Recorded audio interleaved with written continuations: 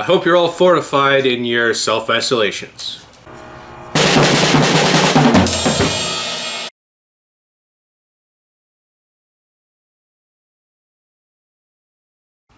Welcome everyone to the next episode of Fortified with Gord Fortin. It's a first for the show today. We have a guest. He's a former colleague of mine, Ed Moore, veteran journalist. We're going to go over some current events. So I see no reason but to dive right into today's show. Before we start, I just want to say we're very low budget here. We have Ed on the phone, literally on my cell phone, on speakerphone. So Ed, why don't you say hi? Hi, Gord. How are you tonight? Hope you're well. I'm great. Don't have the virus yet. But as you can see, Ed's on the phone, so you can see me, but you can't really see him. So for all you know, he could be appearing on this show in his underwear. And knowing Ed, it's probably those underwear with, has a little flap for your balls. Well, you're pretty close. I'm in my lounging pajamas, I guess you could say. Cool. So since it's all COVID coverage everywhere, the big question, do you have toilet paper? Oh, lots, yes. Not too much sanitizer, but lots of soap, both natural and not natural, so I guess you could say. Awesome. So before we dive right into talking current events, I feel we should maybe give a brief introduction, so we introduce you. We worked at the Edson Leader for about 6.5 years. I know you were there for decades. So why don't you give a brief introduction to the world of the internet? All right. Well, I'm a veteran, I guess you could say, of radio and print. Started out in radio at CHQB Powell River in 1976. That's on the Sunshine Coast, unless people don't know that. Plus, I was there about 2 years, which was the longest I'd ever been, and then I was sort of nomadic after that. I went to CKO in Edmonton, the all-news channel. I guess people might remember that. I don't know. CKO is no longer with us.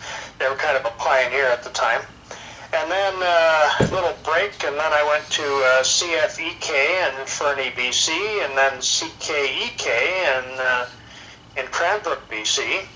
And then I was, fortunately, honored to be picked as one of the original staff members of CJXX Radio in Grand Prairie. And I was there for around 8 years. And then, they say all good things must come to an end. So I got out of radio, or was pushed out of radio. And then I started my print career, which was at Whitecourt Star in Whitecourt, Alberta. And then from there to the Edson Leader, and the Edson Leader, I had worked there 30 years, and the last edition of the Leader was on January 13th of this year.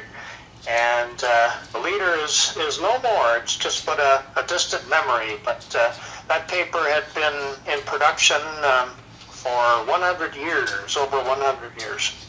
Nice. So would you consider yourself retired at this point? I'd say for now, but you never know. I could come back one of these days, because you can get the journalists out of journalism, but not the journalism out of the journalist. For sure. And Ed wrote a long time column for the Leader. Afterthoughts. That was. How would you describe Afterthoughts?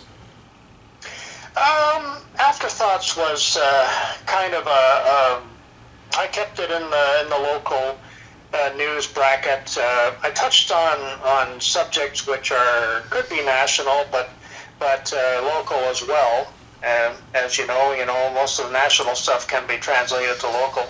So I did that, and then I wrote a sports column for a few years. Nothing But Net, it was called. Yeah. And that was fun too. Nice. And for anybody wondering about hearing a little noise in the background, my dog decided to try to wrestle the cat. Oh, okay. Who's winning? The cat just stood his ground and the dog ran away. Ah, well. All right. So now that the audience has a rough idea of who you are, why don't we just dive right into what's going on in the world today? All right. right. Well, if anyone is, unless everybody's been on a desert island these days, COVID-19 news is kind of hard to get away from, and why not? I mean, it's things are happening sometimes by the hour. Things change very much on a daily basis, and it doesn't seem that there's going to be an end to this soon. No, and that's why there was so many jokes already about toilet paper. People have gone a bit crazy in buying supplies. Seems the entire world was out of toilet paper for a while. Yeah. Yeah. Not only that, but the latest hoarding thing here is ammunition for guns, firearms. Oh, for sure. That's not just in the States; it's also here too. Yeah. Oh yeah. Yeah. So people are definitely on edge, and there's no reason why they shouldn't be. So Ed, right now, are you self-isolating? Well, let's just say I'm trying to stay away from groups of people. Not self-isolating. Probably self-isolating as natural, because there's stores closing up in Edson, Alberta every day, and I took a little drive today, and I noticed a lot of stores are on the verge of closing or have already closed.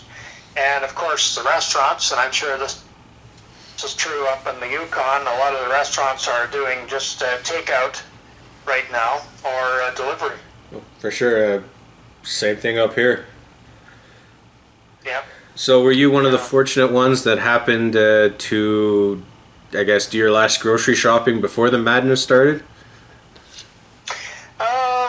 Yes, although we haven't been doing the mass buying, it isn't so bad for some products, but others, such as, there's a run on canned goods recently, and, not so much vegetables, but of course, vegetables and fruit, but they're perishable, so people have to take that into account. But I imagine people would be buying frozen vegetables as well, because depending on the size of their freezer, they could sock a lot of that away in case there's an immediate need.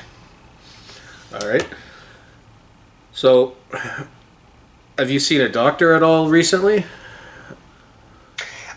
No, but I was in the medical center the other day for just I needed to pick up something, and I noticed things have changed there. Of course, you've seen the medical center here. They have every second chair roped off, so people don't get within the sphere of danger. Yep. And then they have an extra kind of a barricade up against the front desk, so you don't get too close there. Well, I know myself, I'm in, I want to say, the vulnerable category due to my weight. I'm sure I'm probably at the lower end of the vulnerable category. There's people that would have it way worse than I am. Are you in that category too? People that would be more at risk? I'm a type 2 diabetic, and I do have a heart condition, but people haven't, the specialists haven't really been able to narrow that down, so it's kind of a question mark. But I know I wanted to mention to you a fact about COVID-19, which people may be aware of. But when you compare that to the Spanish flu, which was decimated a lot of the population in the early 20th century, the Spanish flu mostly attacked younger people, children and people in their teens and under 30, whereas COVID-19, it is claiming a lot of the senior population, which is a difference from the Spanish flu. Wow, so it's 100 years and another disease, and it seems to be doing the opposite, or at least targeting the opposite. Yeah, and they call it the Spanish flu, but a lot of people think that it originated in China. I remember hearing that. Yeah, and I don't know if a lot of people know this or not, but National Geographic had done a story in 2014, and I don't recall it right now, but it was I saw it the other day that they believe the Spanish flu had started in parts of Europe, especially France and England, when there was they had hired some Chinese laborers to go over there, and they believe that they may have caught it from the laborers at the time. Now, I don't want to pick on China. I would never do that, but it is interesting that that these two diseases can be traced back to China. Well, I think that's an uncomfortable fact that a lot of people nowadays don't seem to want to listen. They can't handle it. Yeah. Well, we are living in politically correct times, but I mean, this latest one did start in China, and I'm sure you've heard about the theories about that, of course, for sure. Which we could go into later on. Well, yeah, we have a whole segment planned out on conspiracy theories. Ed's going to go through them, and he's going to try to convince me. We'll see how that goes.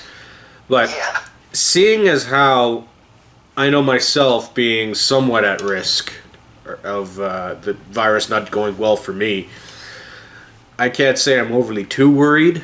Of course, I'm concerned. Nobody wants to get sick, but on that front, how are you feeling? Oh, I'm pretty well. Sometimes when you automatically worry when you sneeze or something. You think that, oh no, I'm getting it. But a lot of times, as Freud said, a cigar is just a cigar. Well, sometimes a sneeze is just a sneeze. Of course. It can be caused by many things, dust or allergies. And the funny thing about COVID-19, well, it's not really funny, but the thing is, it's conditions like the different things they mirror other diseases, like it could be just a cold in some cases. Yeah, for sure. Now, I know we wanted to talk about a bunch of topics relating to COVID-19, and it's not just wreaking havoc. Havoc may be too strong a term, but I'm sure you get my point. It's not just affecting people, it's affecting our economy. It's affecting realistically the re-election prospects of our leaders. So I think we should just dive into that. Why don't we start with the economy, Ed? Realistically, how is Alberta coping? The Alberta economy, how's that coping? There was Premier Kenny today mentioned about the latest projections for oil, and I believe that Brent crude, which is the main oil around here and for most of Western Canada, $5 a barrel, and that's what they were thinking now. And the projections for the province, like Alberta, still bases their future budgets on how much projection a barrel of oil will be. Well, it was $56, and it's nowhere near that right now.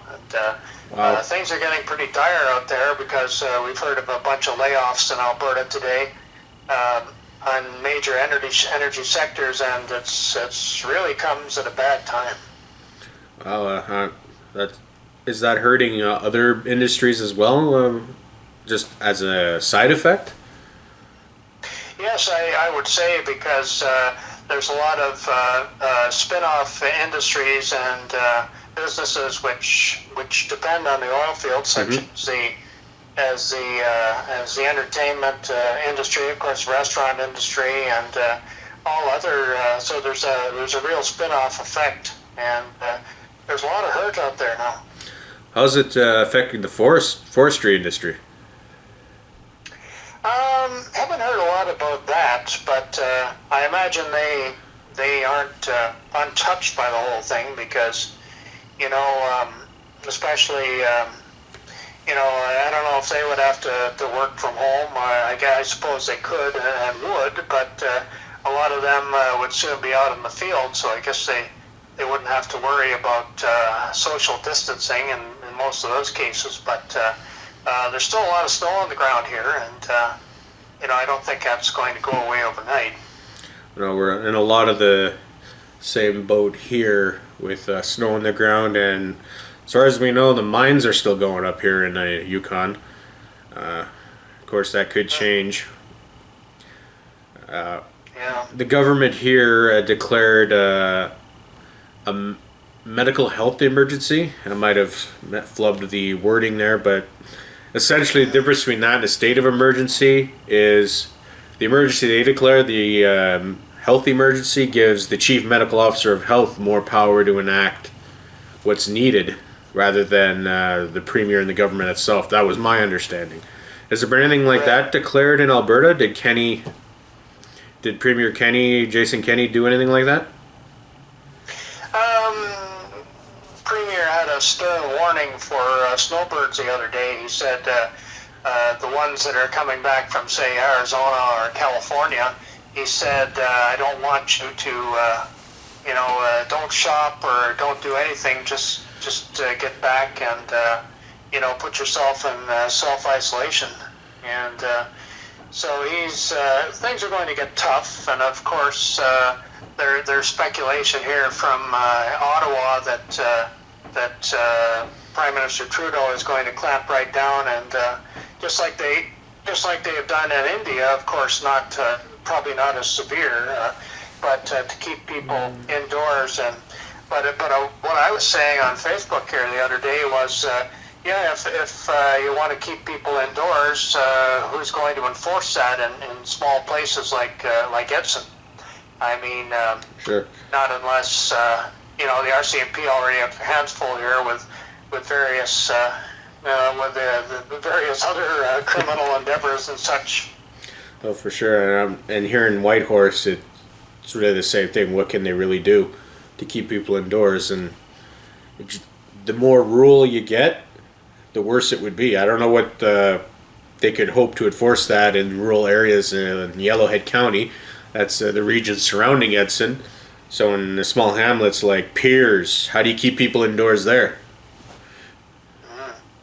Yes, well, that certainly could be a problem. I don't know if you were watching the news tonight, but I saw out of India that they were actually using sticks to beat people to get back into their homes, and that's, of course, that's something we'll probably never see here. Hopefully not, but it makes one wonder. I was talking to my neighbor today, and we were talking about this, and he had said, "Well, I wonder if they would call out the military." And it was a good point. I don't know if they would go that far, but I suppose with this COVID-19 the way it is, who can predict what's going to happen tomorrow or the next day? For sure, it seems like every 5 minutes something changes or there's something new.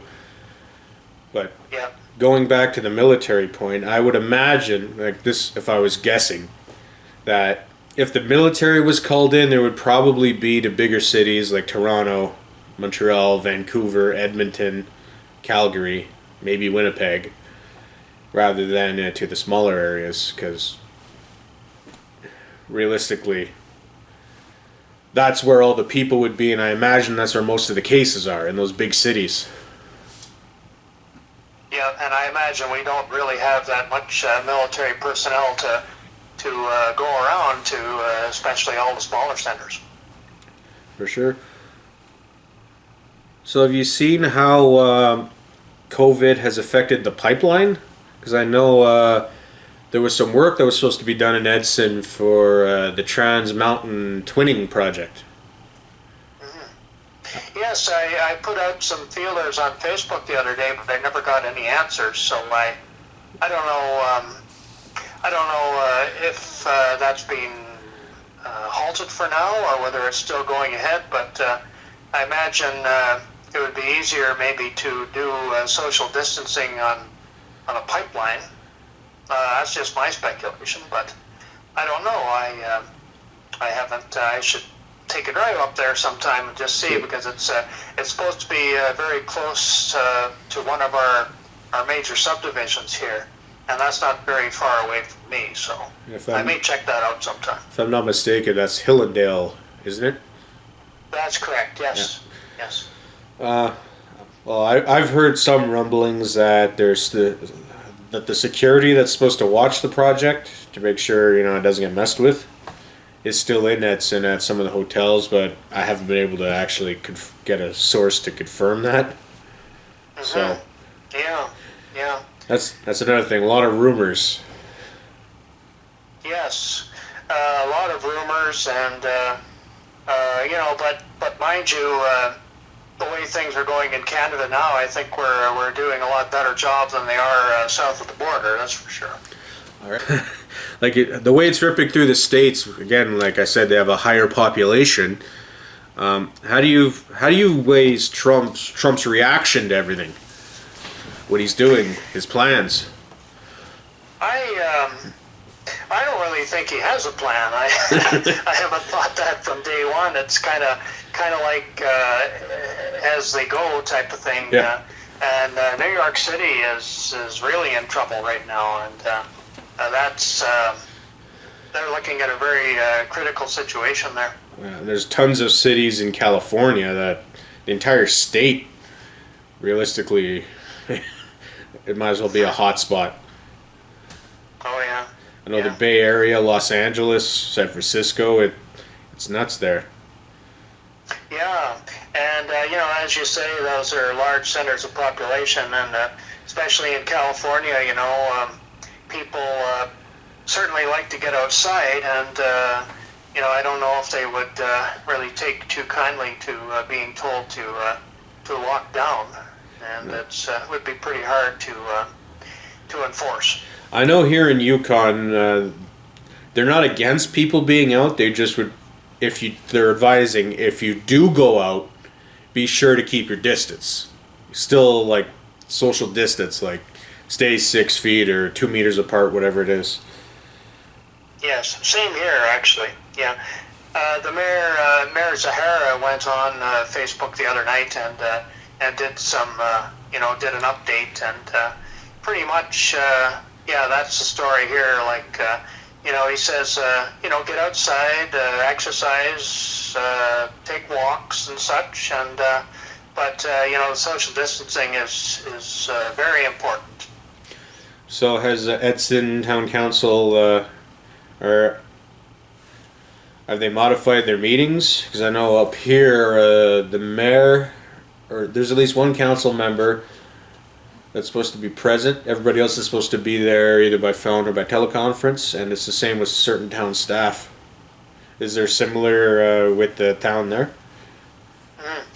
Well, yeah, I'm pretty sure that meetings continue, but I believe that mostly they're closed to the public, but we do have closed circuit, which people can watch on their on their devices and on their computer screens. I believe I was still in Alberta when Mayor Kevin Zahara was running, and one of the things he wanted to do was Facebook Live meetings, and I believe they're still doing that, aren't they? Yes, they are. Yeah, and they had an emergency kind of meeting on Monday night, and I didn't get the whole story of that. Not being in newspapers anymore. It's not as easy as it used to be, but I do hear things, and I do try to keep abreast of current happenings. All right. Now I want to move back to Trump. He's been, or at least the Republicans have been trying to get through their, we'll call it COVID relief bill. What are you making of that struggle? Well, I think that the intentions are good, but I mean they still are short of a lot of things, especially masks and respirators. Up here, I believe they've converted the parts of the Ford Motor Company to making respirators. I've heard that. Which kind of reminds you of people who have lived through it. Back in the Second World War, they converted a lot of factories to munitions, such as my mother used to work at. She worked at the Inglis factory in Toronto in the Second World War, and they had built appliances and such, and they switched and built Bren guns for the Allies. Now, Edson had a brewery, Bench Creek Brewery. Are they going to make hand sanitizer? Because there's a brewery here in Whitehorse that's doing that. Mm. No, I haven't heard anything about that, Gord. Very, very little, as a matter of fact. But it's a interesting, Hmm. interesting possibility. Plus, we have a distillery here as well that just started up last year, and I don't know. They may be willing to take the challenge, but I couldn't really say. All right. What do you make of the Democrats seemingly constantly trying to vote down the COVID relief bill? Do you think that's going to seal their fate in November? Well, it very well could. Anything any party does right now could weigh heavily against them. We had that bill passed early this morning in Ottawa. Yeah. About the relief, and there was some hedging going on there because the Conservatives, especially Scott Reid, the one MP there, he was a little nervous about the Liberals getting too much power, especially in a minority situation. But finally, they did make some changes, and they passed that. But they stayed up all night in doing it. It was a nightly sitting all For night. sure. I do want to move into how Trudeau's doing once we're done with Trump. I'm looking at it more in the sense of if the American election was going to be held in May, I think the Democrats sealed their fate right now.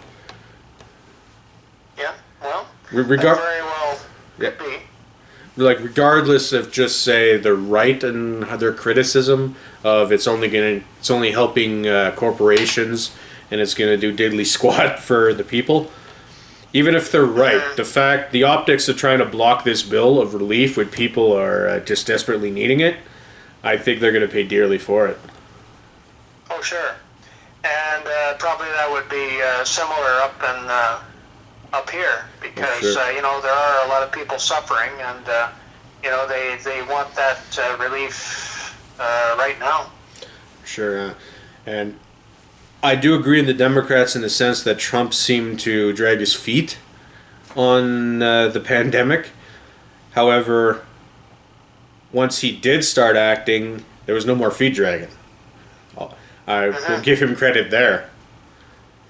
Now, again, whether the Democrats are right or wrong in their criticism, that remains to be seen.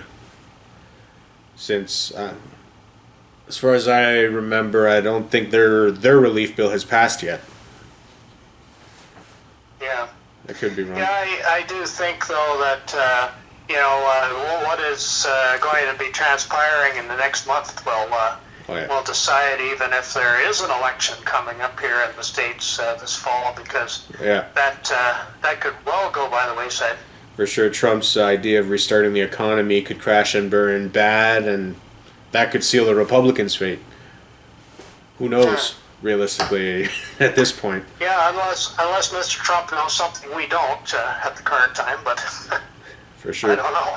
Well, now, since we're both Canadian, why don't we move to Trudeau and our government's plans. How are you with the idea of, forget the fact that it's a minority government, how are you feeling about the idea of giving Trudeau, we'll call it emergency powers or further powers?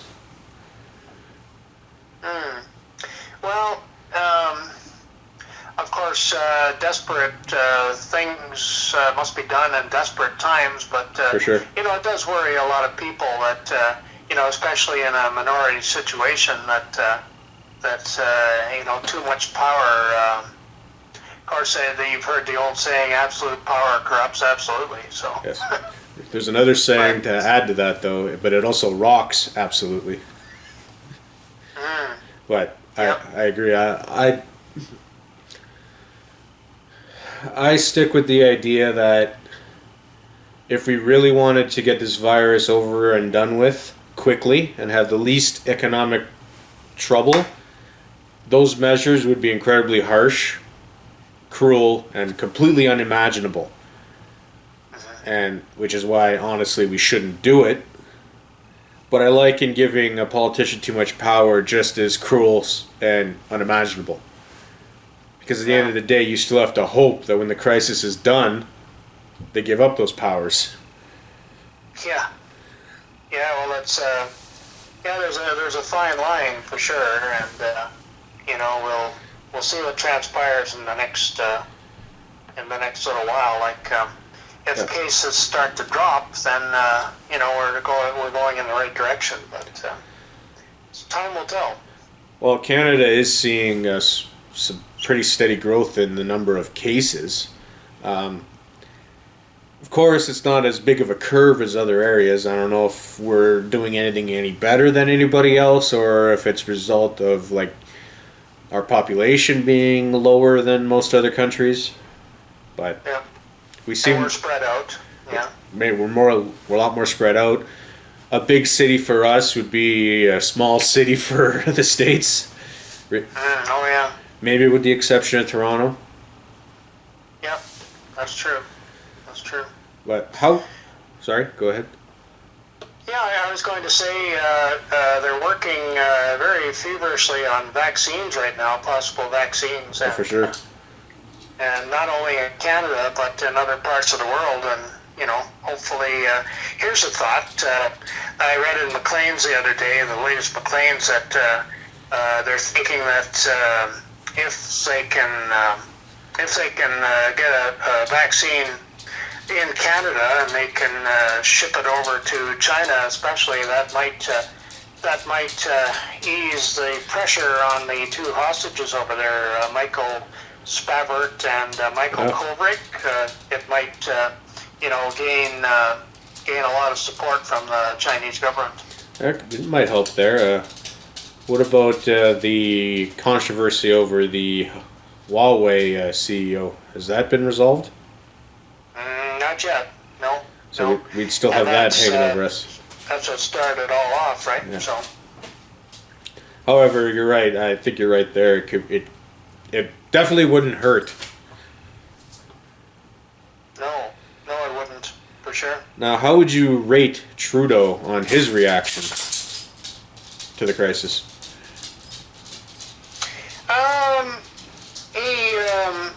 He has taken a tougher stance in the past, few days. Before started out kind of, normal, I guess you could say, kind of what you would have expected. But yeah, I think he's, in many ways, he is rising to the occasion, and it's that minority, government again, which I think is kind of helping things, I would say. But I find the Conservatives definitely have better messaging than the Conservative Party of Canada has way better messaging than the Democratic Party in the U.S., where I think it's clear that the Conservatives weren't taking issue with the contents of Canada's relief for COVID. It was Trudeau's in a minority government and he shouldn't be given more power. No, that's right.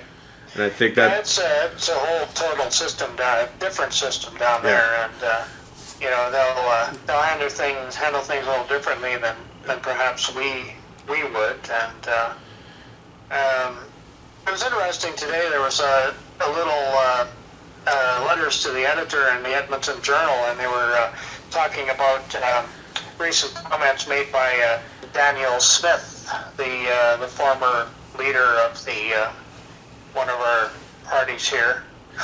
Was she the famous? Isn't she the famous one that did the crossing of the floor from the Wild Rose to the Progressive Conservatives? That's right. Yeah, under Prentice. Yeah, Prentice at the time lured her and I think 6 other members over, and of course, we all know what happened there.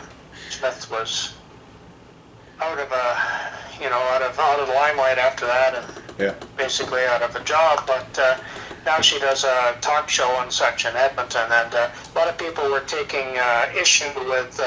She was saying it was our public health system that was getting us in trouble here over COVID-19. A lot of people were saying that no, it's things are a lot better here than they are in the United States, which which they are at the current time anyway. Yep. Now, before we move on from COVID, the news about it, I want to talk. I want to talk to you about the lessons we should be learning right now, because I think there should be a lot of examples taken, a lot of lessons learned of maybe borders should be a little more enforced than they are currently. Maybe there should be more local manufacturing than there is currently. I was wondering, what do you think of all this? What do you think the lessons we should be learning from this crisis? Yeah, well, I think definitely our borders need to be tightened up, especially in this in what has happened now. And I know I've heard a lot of people have come back from other airports, and they when they enter Canada, they're just asked three basic questions, and a lot of them aren't even swabbed. If they say, I don't think I have it, or I know I don't have it. Well, how do we know? I mean, a lot of times this you maybe don't think you have it for 5 days, and then all at once it hits, and perhaps everyone should get swabbed. Yep. I think it shows we also may need some better hygiene practices in general. But what do you make of manufacturing, where it seems like our antibiotics are being developed in China and not here? And then in a crisis like this, what incentive does China have to get us product when they have all these cases? And although we have cases ourselves, it's minuscule in comparison. Yeah. Well, first of all, a lot of people don't think the manufacturers in North America shouldn't have, basically sold their soul when it comes to sending all their manufacturing overseas, especially to China. And, that's part of the problem, probably. But, it is interesting to note that China basically has greatly reduced its series of positive cases now. That the numbers are actually dropping, which is certainly good news for them, and hopefully that can happen across other countries. But Italy has really been hard slammed, and you really have to feel for them, and France is going through it right now too. And do you see some manufacturing coming back and some borders being tightened up after this, of course, after the crisis dissipates? Yeah. Well, I would certainly hope the borders get tightened up, and because a lot of people are speculating now that this is only the first wave of COVID-19, that it might mutate and come back, say next year, after it disappeared this time. Remember that? Different waves, like the plagues from history, I guess.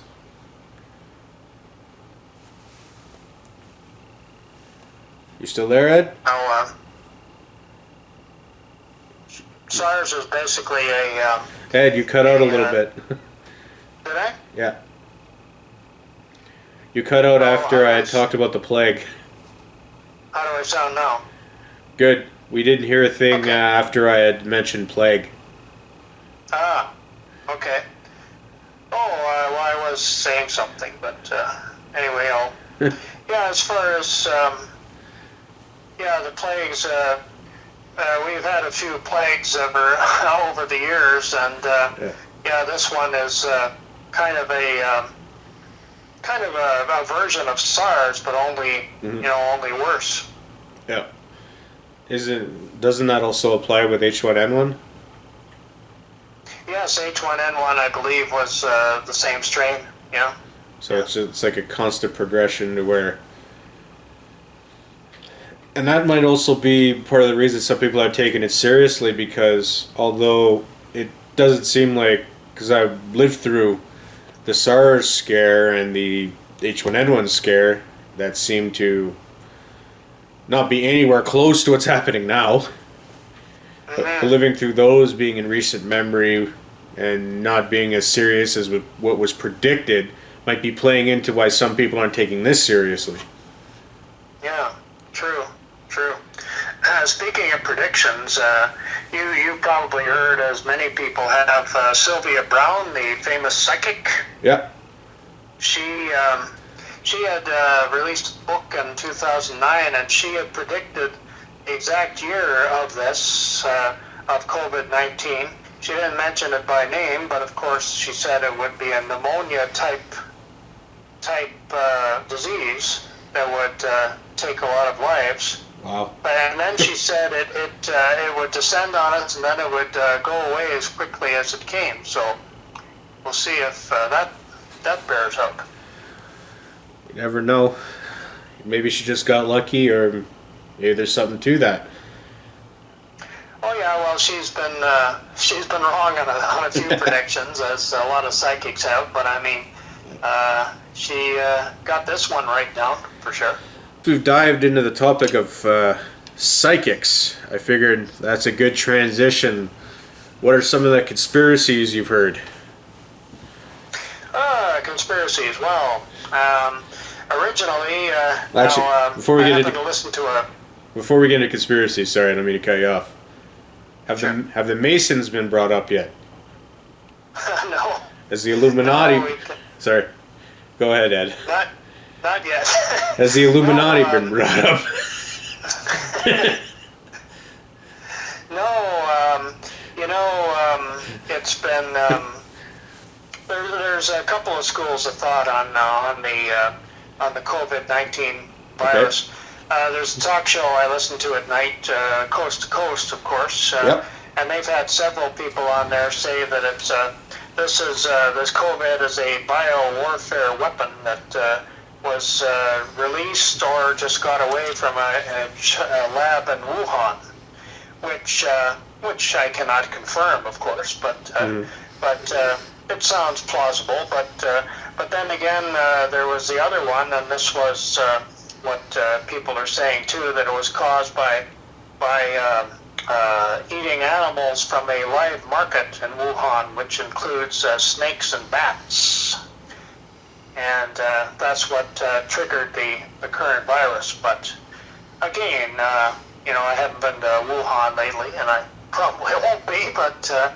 But that's what's floating out there anyway. So a bioweapon, what, like cooked up by the Chinese government? Yeah, biowarfare. Somebody claims there's a lab in Wuhan that deals with this stuff all the time. And what are they saying? Sorry. What are they saying is supposed to be like the end game? Like to what end? Well, there's no. There can only be speculation about that, I suppose. Kind of. Well, remember the poison gas that they used in the First World War? I guess. In a way, I guess you could say that was a bioweapon, but really, this would be something pretty explosive if they could prove that it was actually a bioweapon that got away. But we may never know that, of course. But that's just one of the theories out there. Well, I think I'm going to say this about it. Warning, you are so full of bullshit! Not you, whoever is pushing that. And here's why I say that. If this is supposed to be a biowarfare, it seems to be very unpredictable, and how do you prevent this from blowing up in your face? Yeah, which it may have. Exactly. I don't know. Yeah. Yeah, I got this bio bomb that's gonna essentially wipe me out with you. It just seems ridiculous. It doesn't seem like a good plan, does it? No. How do you convince somebody to use that? Like. Yeah. Well, if you're gonna use it, you better use it right? Yeah. So what was the other one? The market? The market, yeah. Yeah. What was that one? Oh, yeah, snakes and people eat snakes and bats. Well, I guess there are a lot of poor people in China who do eat these type of things. Probably tastes like chicken. Basically. So what? I can't imagine it myself, but But isn't that allegedly how it started? Somebody ate a bat? that's Or is that just a meme? that's what a lot of the pundits claim. Yes. Okay. So that's what could be the, I guess, official story if we're going to talk, like Kennedy, the Kennedy assassination terminology. The official story. Well, it would be more official, perhaps, than the biowarfare. Yeah. But still, on that one, although it sounds more likely, how the hell would a bat transfer or mutate this disease? Well, there was there was some kind of a reptile they were eating as well. I can't, it was kind of an armored reptile, and they're thinking that maybe that was the culprit as well, but there was also some researcher came out and said that maybe what is contained in this reptile or whatever it was, heavily armored animal, might have the cure inside it. Alright, so drink the reptile blood, you'll be saved? Or, I'm sure it's more. There's more steps to it than that. I would think so, yeah. Yeah. Wow. Well, I gotta say, I was expecting a little more ridiculousness with some of the conspiracy theories. Well, the way conspiracy theories are, there could be some people out there who have some more that I don't know about or other people don't know about, but Yeah. you know how conspiracy theories are, one tends to build on the other. Yep. Well, it sounds like all the conspiracies we can get to, but Yeah. I gotta say, with you having to, would you say you're self-isolating now? Oh, I would say yes. I'm kind of a private person anyway. Yeah. Being an only child, I'm used to self-isolation, I guess you could say. So, But yeah. yeah, I don't. I'm not a party guy or anything like that. So Awesome. I'm perfectly happy to be at home. Oh, so you're not going to be a boomer that goes to party with the millennials and then everybody gets sick? No, I don't think there's much chance of that happening. That's good. So I guess I'm the millennial that'll go hang out with the boomers and be like, let's not party. But we'd still be probably like... I thought you just played video games. Well, that too. Well, you won't get sick doing that. Nope. So, what are some of your tips that you could give for people self-isolating who are bored out of their minds and starting to get cabin fever? Well, Facebook is always entertaining, and looking up like I look up different news channels, to see what they're saying about this and other topics, and I read a lot. I've when I was in the newspaper business, I had a huge reading pile by my bed, which I never got to read because I was too busy writing. Doesn't that sound ironic? Nice. But but now I'm getting a lot more time to read magazines and books, and it's kind of a nice feeling. So, are you saying you haven't gone to your garage, dug up an old soccer ball, and are starting to talk with it like it's a person? Well, I don't have a garage, so. Your shed? Oh, you mean one of my two sheds? Yeah. Yeah. Yeah. Well, I'm just waiting for the day that I can take my bicycle out again, and that's good exercise, good fresh air, and as long as it doesn't rain like it did last year, and it was just a horrible summer. Well, seeing as how your wife also is at home too with her job. How are you two getting along?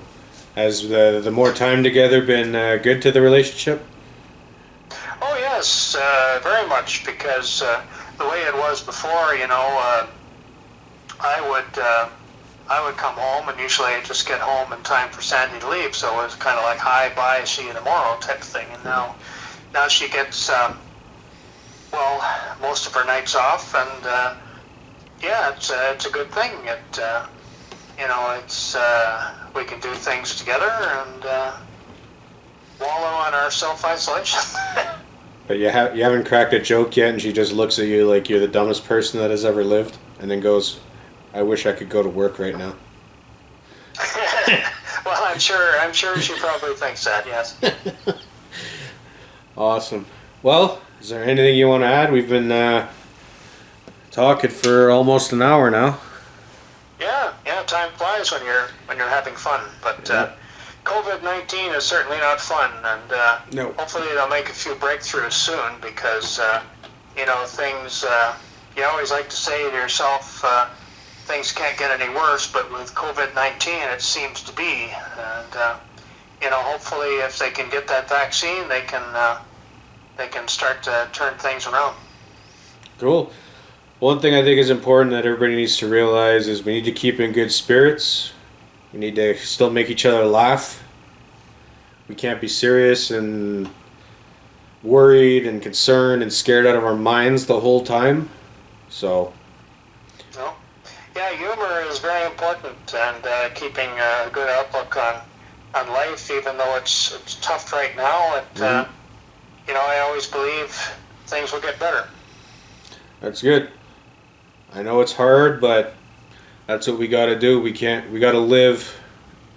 We still got to live. We still got to be somewhat positive, and there's nothing wrong if you could find humor in this situation. No, certainly not. And, and I'm also, that's a big worry too about the mental health of, people right now, because a lot of people had been out of work before, and there's a lot more now, and, even if,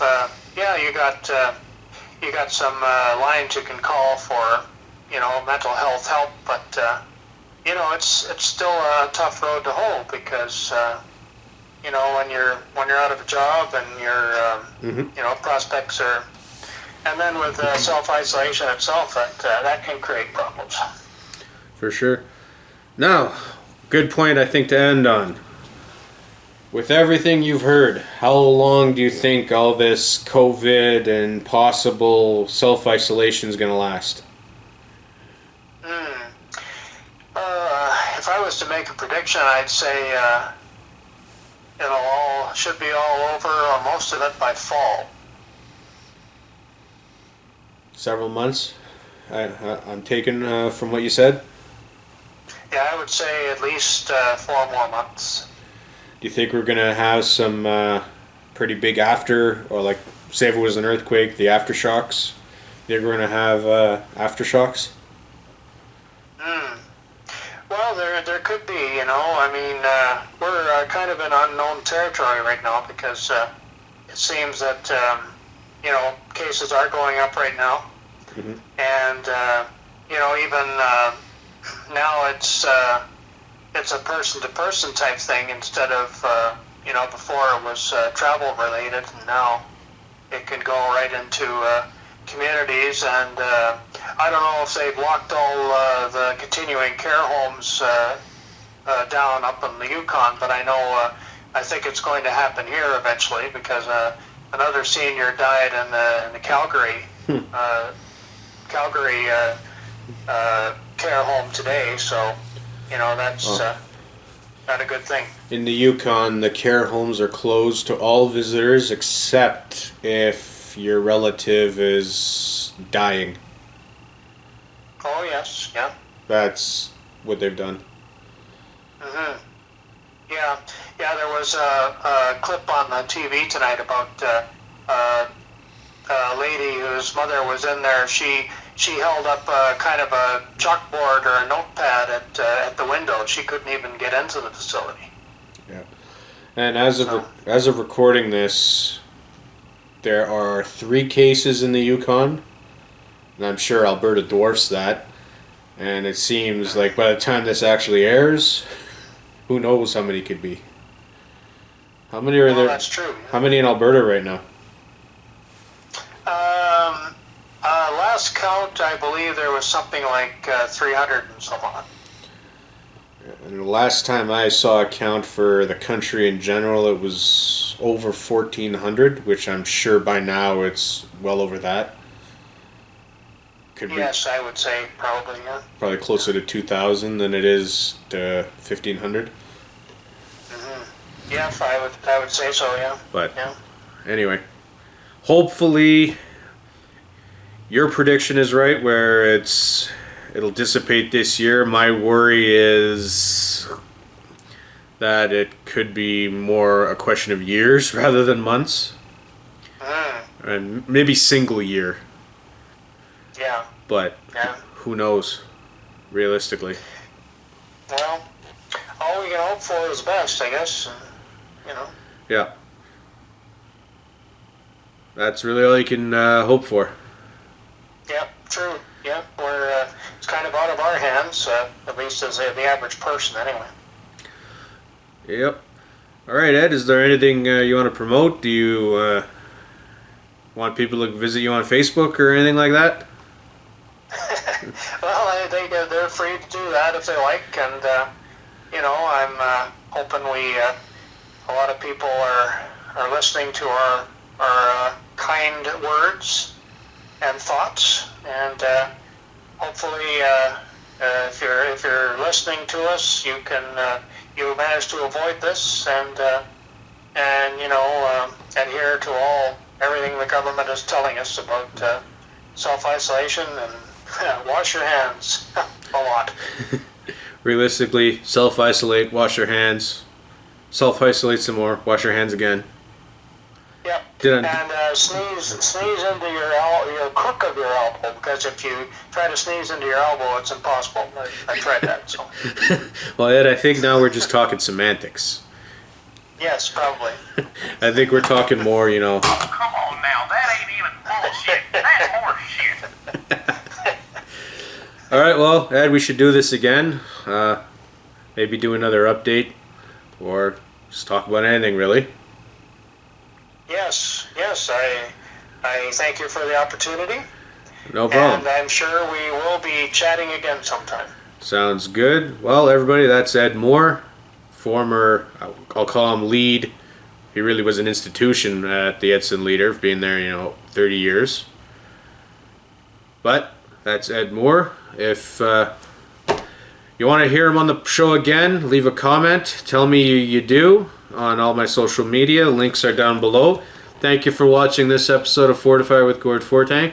Remember to like, share, subscribe on whatever platform you're watching or listening on. Thank you for watching. Until next time.